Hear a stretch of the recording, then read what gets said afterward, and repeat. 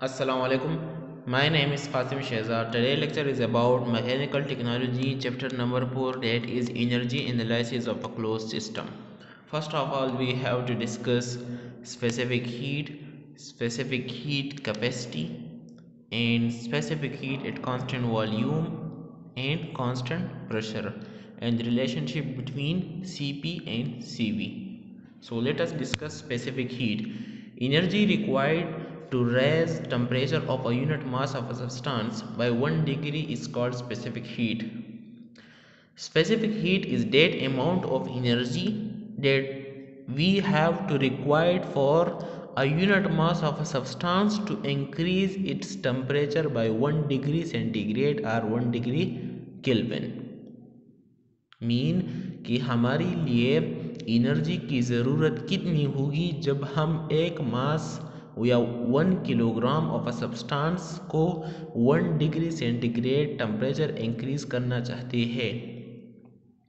अगर हम 1 kilogram mass of a substance का 1 डिग्री सेंटीग्रेड और 1 केल्विन टेम्परेचर इंक्रीज करना चाहते हैं तो इसके लिए जितनी एनर्जी रिक्वायर्ड होगी इसी को हम specific heat of that substance कहते हैं।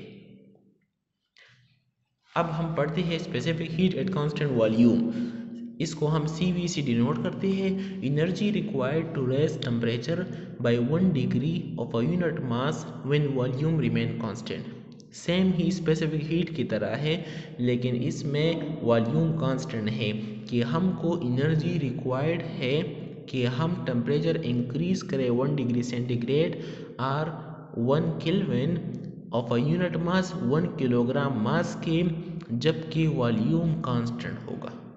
मतलब ये है कि हमारे पास यहाँ पर एक कंटेनर है। इस कंटेनर में इसका जो वॉल्यूम है ये फिक्स है, ये कांस्टेंट है। मतलब यहाँ पर जो पिस्टन लगा हुआ है वो फिक्स है, वो मूव नहीं कर रहा। इसका बाउंड्री फिक्स है और हम इसको हीट दे रहे हैं इस कंटेनर को, तो यहाँ पर इसका इंटरनल एनर्जी इंक्रीज़ होगा, जिसके बदौलत इसके टेम्परेचर में इंक्रीज़ आएगा।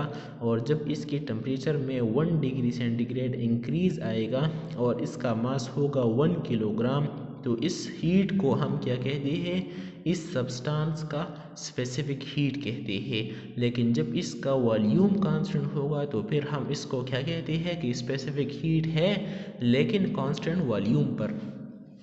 Now specific heat at constant pressure, इसको हम CP पर डिनोट करते हैं।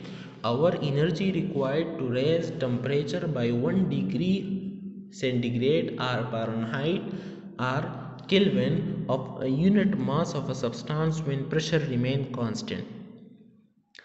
हमें एनर्जी रिक्वायर्ड होगी कि हम टेम्परेचर को इंक्रीज करें 1 डिग्री सेंटीग्रेड और 1 kelvin of 1 kilogram mass when pressure remain constant. जब प्रेशर कांस्टेंट होगा और हम हीट दे रहे हैं ताकि हम 1 किलोग्राम मास का 1 डिग्री सेंटीग्रेड टेम्परेचर इंक्रीज करें, तो इसके लिए जितना हीट रिक्वायर्ड होगा इसी को हम specific heat at constant pressure कहते हैं। अब इसी के डायग्राम में हम कह सकते हैं कि हमारे पास यहाँ पर एक कंटेनर है और इसका प्रेशर कांस्टेंट है। प्रेशर कांस्टेंट होगा, जब इस पर प्रेशर डाला जाएगा तो ये मूव कर रहा होगा, तो ये piston up and down move करने के काबिल होगा और ये पिस्टन तब्दील होगा अपना पोजीशन से, जिसकी वजह से जो हम हीट दे रहे हैं तो वो इंटरनल एनर्जी में कन्वर्ट होगा और कुछ वर्क डन होगा।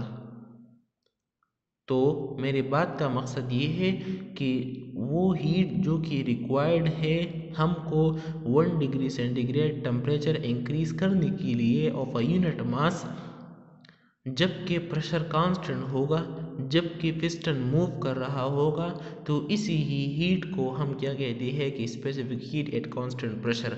इसका न्यूमेरिकल वैल्यू डिस्कस करते हैं। स्पेसिफिक हीट को हम C से डिनोट करते हैं। Or heat required to raise the temperature of a unit mass of a substance by 1 degree centigrade change in temperature. So its equation is become C delta Q divided by M delta T. Q is the heat required m is the 1 kilogram or unit mass of a substance, and delta T is the change in temperature, that is 1 degree centigrade. So this is the basic formula of specific heat. Now for Cv, its equation become Cv is equal to specific heat at constant volume is equal to delta QV, मतलब heat required for constant volume, m delta T अपनी जगह. For Cp the equation become Cp is equal to delta QP, heat required for a constant pressure, divided by m delta T.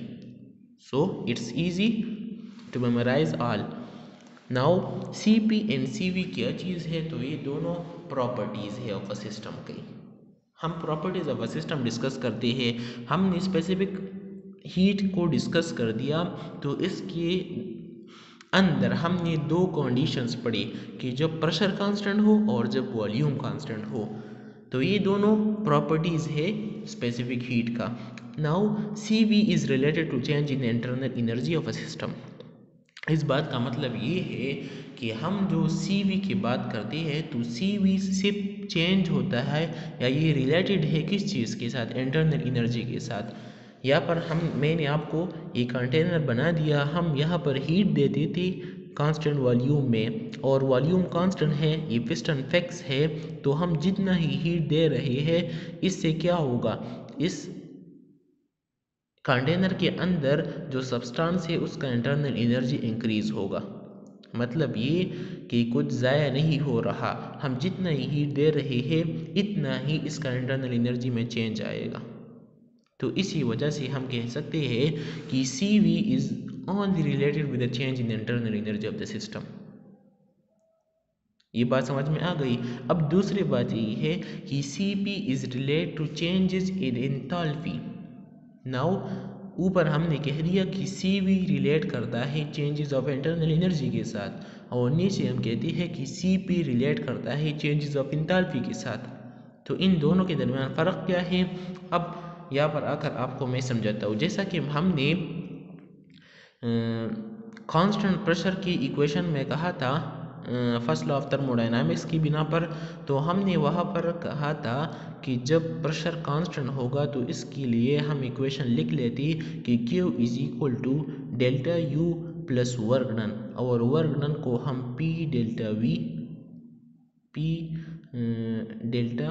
V लिखते थे, P delta V लिखते थे. Now अब बात ये है कि जब हमने इस इक्वेशन को कांस्टेंट वॉल्यूम के लिए लिखा था तो यहाँ पर हमने इस वॉल्यूम के चेंज को ज़ीरो लिया था, तो ये ज़ीरो हो गया, और हमने Q is equal to delta U सिर्फ लिखा था. लेकिन अब कांस्टेंट प्रेशर की बात होता है तो कांस्टेंट प्रेशर के लिए Q is equal to delta U plus P delta V. ये है कांस्टेंट प्रेशर की equation according to first law of thermodynamics. अगर आपको ये इक्वेशन याद हो तो फिर आपको यहाँ पर स्पेसिफिक हीट में कोई मसला नहीं होगा. तो अब बात ये है कि delta U plus P delta V, इसको हम इंथैल्पी कहते हैं. मैं आपको इंथैल्पी का डिफिनीशन भी बताता हूँ थोड़ी देर बाद, लेकिन आप ये समझ लें कि enthalpy is also equal to delta U plus P delta W, P delta V. Enthalpy is the transfer of heat. Heat is the energy and enthalpy is the transfer of heat. मैं आपको detail से समझाता हूँ. Now, common unit for C is kilo joule पर kilogram पर kelvin. ये कहाँ से आ गया, डेल्टा Q, तो हीट का जो यूनिट है वो है जूल, तो हमने किलो जूल में लिखा है, और मास का जो यूनिट है वो किलोग्राम है, और टेम्परेचर का यूनिट केल्विन में हम लिखते हैं और सेंटीग्रेड में लिखते हैं, लेकिन फ़ारेनहाइट में नहीं, क्योंकि केल्विन का जो चेंज है और सेंटीग्रेड का चेंज है वो सेम है, और फ़ारेनहाइट का फिर ये चेंज डिफरेंट हो जाता है. Now we can write it as for C V fix piston, volume fix है. सी वी के लिए वॉल्यूम कांस्टेंट है, मतलब दैट वॉल्यूम फिक्स्ड है. The change in internal energy with temperature at constant volume. तो इस बात का मतलब ये है कि at constant volume हम जो टेम्परेचर चेंज करते हैं तो ये किस चीज़ से होगा, चेंज इन इंटरनल एनर्जी के साथ होगा. CV में change in internal energy with temperature होगा at constant volume. Constant volume पर टेम्परेचर में जो चेंज आएगा वो किस चीज़ की बदौलत आएगा? इंटरनल एनर्जी में चेंज आने की बदौलत। तो इस इक्वेशन को हम इस तरह भी लिख सकते हैं कि C V is equal to delta U divided by delta T. ये भी इस इक्वेशन से आया हुआ है कि C is equal to delta Q, और डेल्टा क्यू की जगह हमने डेल्टा यू लिखा है। क्यों? क्योंकि हमको पता है कि delta U specific heat at constant volume में, वॉल्यूम जब ज़ीरो, वॉल्यूम कांस्टेंट है तो कांस्टेंट की वजह से ये ज़ीरो हो जाएगा, तो कांस्टेंट वॉल्यूम में ये क्यू बराबर होगा डेल्टा यू के। तो हम इस क्यू की जगह हम डेल्टा यू लिखते हैं कि C is equal to delta U divided by M delta T, और मास तो 1 है तो 1 को हम नहीं लिखते, तो ये equation become C is equal to delta U Q की जगह और डेल्टा टी अपनी जगह। So equation become C V is equal to delta U लिखते हैं हम, और फिर डेल्टा टी, और फिर हम उसके साथ V भी लिखते हैं एट कांस्टेंट वॉल्यूम, क्योंकि इंथैल्पी के लिए और Cp के लिए फिर ये इक्वेशन चेंज हो जाता है। तो ये इक्वेशन आपको मेरे ख्याल से समझ आ गया होगा। नाउ बढ़ते हैं Cp की तरफ। For Cp heat is equal to enthalpy. Now हमने कहा था कि Cv में वो जो Q था वो बराबर होता डेल्टा U के, लेकिन अब Cp में जो हीट है वो बराबर है इंथैल्पी का, और मैंने आपको बताया था कि इंथैल्पी बराबर है U plus P delta V के। U plus U internal energy plus P delta V का, ये किस चीज़ के बराबर है? ये इंथैल्पी के बराबर है। नाउ Cp में क्योंकि वॉल्यूम तो कांस्टेंट नहीं होगा तो वॉल्यूम भी चेंज होगा और प्रेशर कांस्टेंट होगा, तो मतलब ये है कि ये वैल्यू ज़ीरो नहीं होता, तो U plus P delta V हम लिख लेते हैं। Now the change in enthalpy with temperature at constant pressure. Now constant pressure में जो टेम्परेचर का चेंज आता है तो ये किस चीज़ के बदौलत आता है? एंथैल्पी में चेंज होने का। मतलब ये है कि हम इस तरह कह सकते हैं कि इस डेल्टा क्यू में चेंज कब आएगा? जब U plus P delta V में चेंज आता है, और इसको हम इंथैल्पी कहते हैं। तो मतलब ये है कि इंथैल्पी में चेंज आता है तो इससे हीट में चेंज आएगा। तो इसी तरह हम कहते हैं कि हीट बराबर है इंथैल्पी का, अगर इंथैल्पी में चेंज आता है तो हीट में चेंज आता है। तो इस बात को हम समझ सकते हैं कि जब इंथैल्पी में चेंज आता है मतलब कि टेम्परेचर में चेंज आता है एट कांस्टेंट प्रेशर। हमने वहाँ पर इक्वेशन लिखा था कि Cp is equal to delta Q divided by M delta T. मैंने आपको बता दिया था कि m को आप कट करो, इसके बाद क्या बन जाएगा कि Cp is equal to delta Q की जगह अब हम क्या लेते हैं? डेल्टा यू नहीं लिखते। किस वजह से?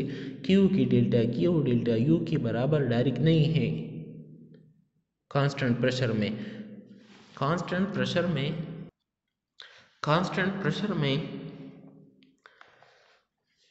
डेल्टा क्यू बराबर हो जाता है delta U plus P delta V के। तो यहाँ पर हम इस डेल्टा क्यू की जगह हम क्या लिख लेते हैं? U plus P delta we, और U plus P delta we को हम H कहते हैं, इंथैल्पी कहते हैं। तो यहाँ पर हमने डायरेक्ट इंथैल्पी लिखा है कि delta enthalpy divided by delta T, और फिर हमने लिखा कि कांस्टेंट प्रेशर के लिए है। हीट किसे कहते हैं? It is the form of energy that transfer from higher temperature to lower temperature. And now enthalpy is the heat transfer at a constant pressure. आप ये बात गौर से समझ लें कि एंथैल्पी हमेशा बराबर होगा U plus P delta V के या U प्लस पी वी के। एंथैल्पी H से डिनोट होता है U plus P delta V. P V is equal to R T, तो इस पी वी की जगह हम आर टी भी लिख सकते हैं अकॉर्डिंग टू आइडियल केस। तो H एंथैल्पी बराबर हो जाएगा U प्लस आर टी। इसी लेक्चर में अभी तक ये काफ़ी है, और नेक्स्ट लेक्चर में फिर हम इसका जो दूसरा पोर्शन है वो इंशाल्लाह डिस्कस करेंगे। Thank you very much.